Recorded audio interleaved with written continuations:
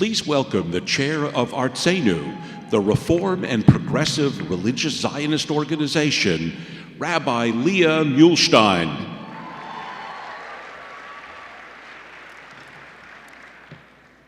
Good morning.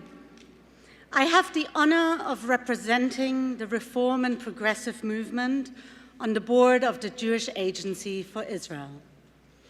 Let me tell you, this is not a group of shrinking violets.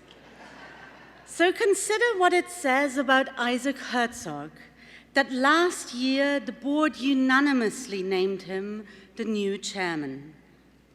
The heir to one of Israel's founding families, Isaac Herzog was a longtime member of the Knesset and served as the leader of the official opposition and a cabinet member. He was chairman of Israel's Labour Party and led Israel's largest center-left political alliance.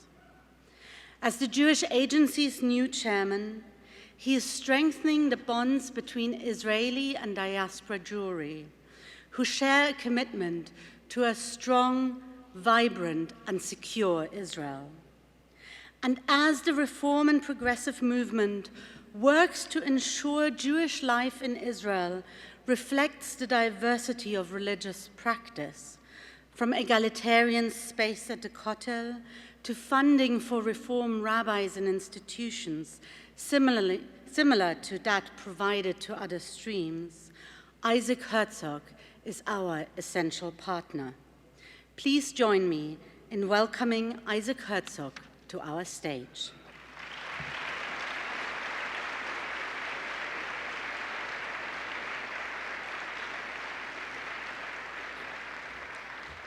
Shalom, shalom to all of you, dear friends. It's a huge honor and pleasure to be in this awesome gathering. And your movement is incredible, and I have huge respect for it. And I think you should be really proud of what you've done and your achievements. Thank you, dear Rabbi Leah Muhlstein. Leah is a member of our executive of the Jewish Agency. She represents the movement in our institutions, together with other very close friends, Gilad Kariv and Yaron Shavit and many others. And of course, I want to say heartfelt thanks and gratitude to my good friend, Rabbi Rick Jacobs, for his leadership and for his inner strength that radiates all throughout the Jewish world. It's also an opportunity to thank some very close friends, Daryl Golda Messinger, and the incoming chair, Jan Kaufman, as well as my good friend Carol Sterling, who leads the Progressive Union of World Jewry, the Union of Progressive Jewry, as well as, of course, the future and leaders who are all here, and my good friend Rabbi David Saperstein.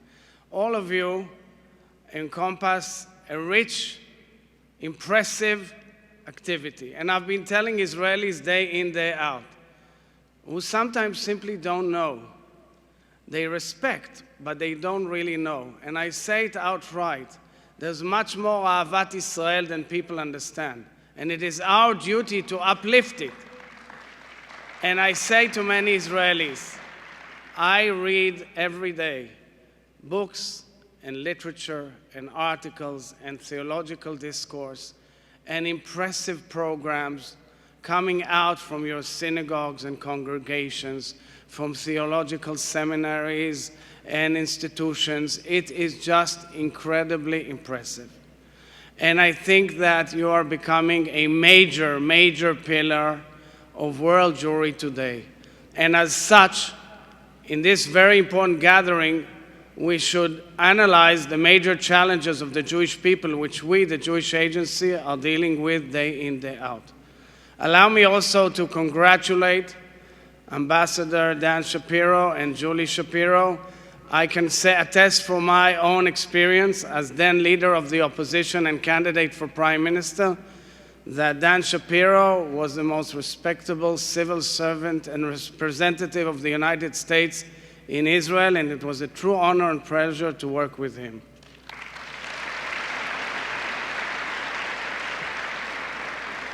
So what are the three main challenges as I see them in my own capacity, leading the biggest Jewish organization in the world, the organization which has established the State of Israel?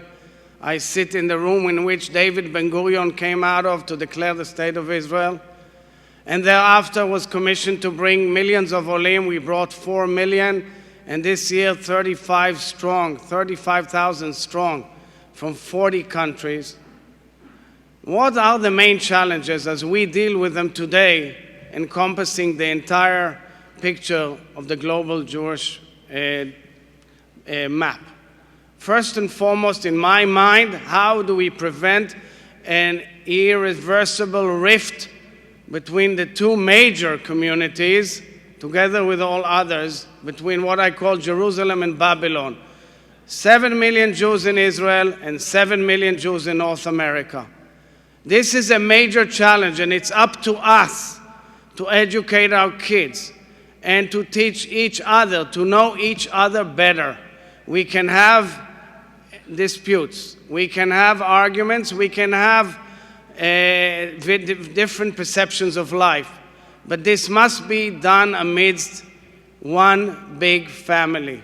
This must be a dialogue amidst differences. This is essential to the core being of our people, and history will judge our generation.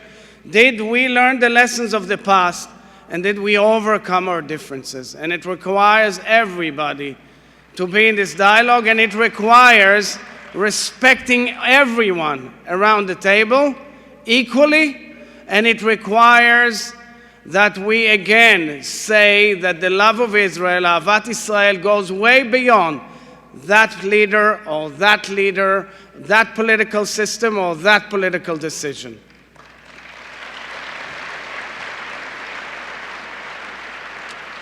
The second challenge, which we're all engulfed with, has to do with the fact that in this very era, where the democratic discourse is engulfed with hate and fear, and where the world order of post-World War II is eroding, and the lessons of the Holocaust are somewhat fading away in certain societies, how do we combat hate and fear and anti-Semitism together?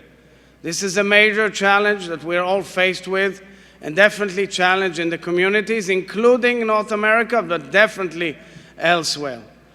And the third challenge is something which is very positive, but is again a huge challenge of our people. There are millions of human beings out there who knock on our doors and say, we want to be part and parcel of the Jewish nation.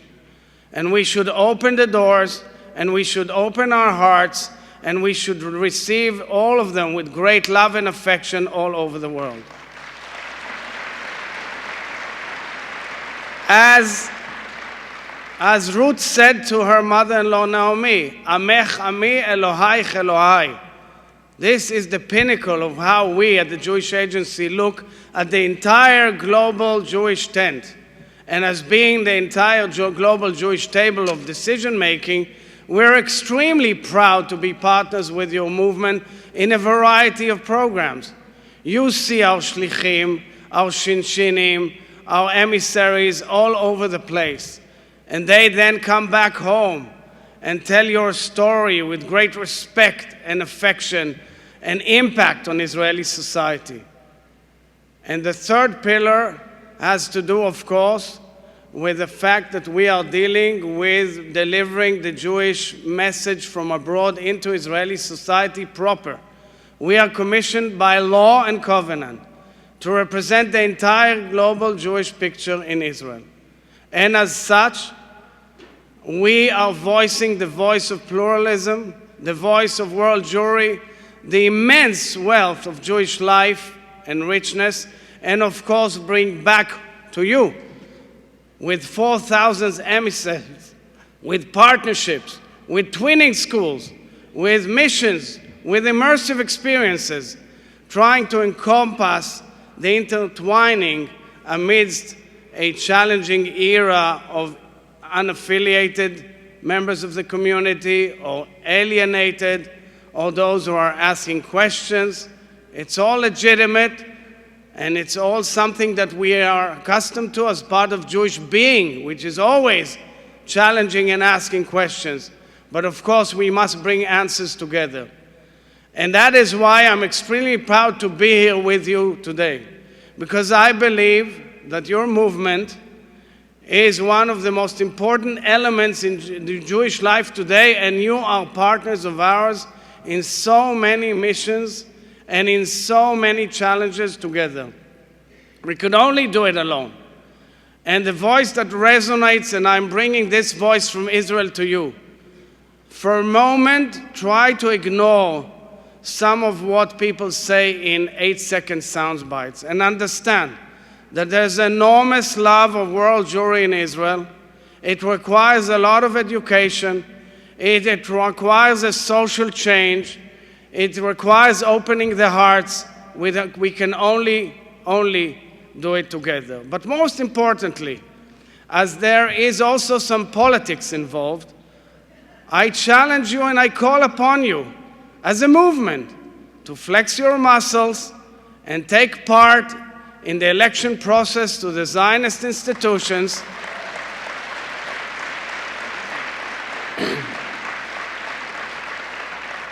You are impacting this global Jewish table. You're bringing your message forward. There are so many things that intertwine with this activity that impact the dialogue between all segments of Jewish life abroad and in Israel, and definitely a common Jewish table with the government and the legislators of Israel. So as I see a very impressive movement in front of me, I encourage you, go back to your communities, remember that the Jewish Agency is your partner, and try as much as possible to deliver the message that yes, you can have an impact. Thank you very much. Toda rabba to all of you.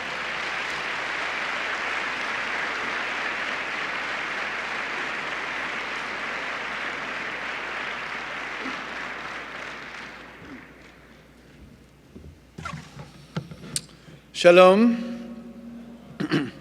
I'm Rabbi Josh Weinberg, and I have the honor of serving as the Vice President for Israel and Reform Zionism for the URJ and as the President of ARZA.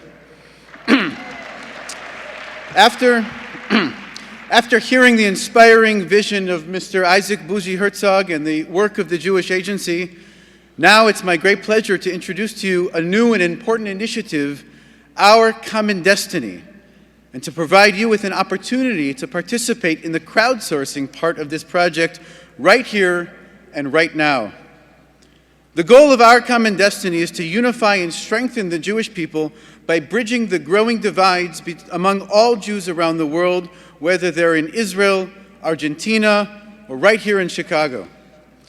The initiative is sparking a worldwide movement that will positively shape how future generations of Jews, regardless of their differences, connect, engage, and support one another.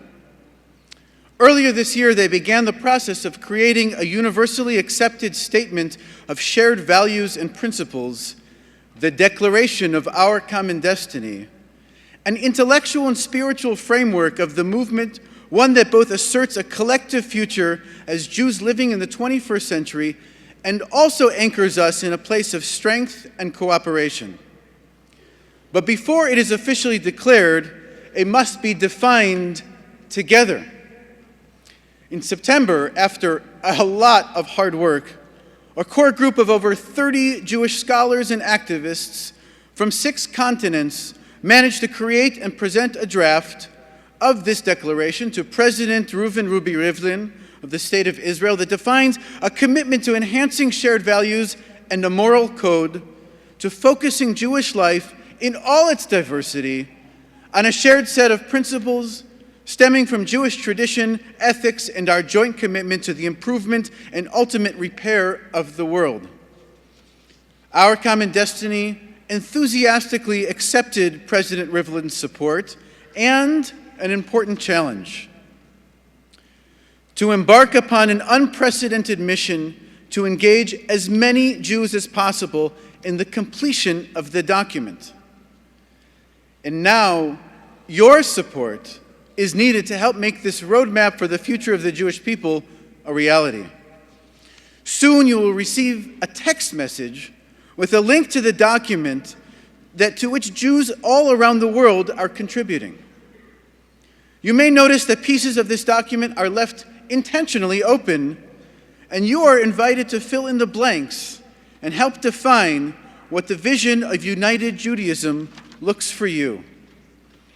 The time has come to lay out a vision of how we will strive together to strengthen and deepen unity among the Jewish people, and we must all join hands to meet that challenge, starting right here and right now. Toda Rabba.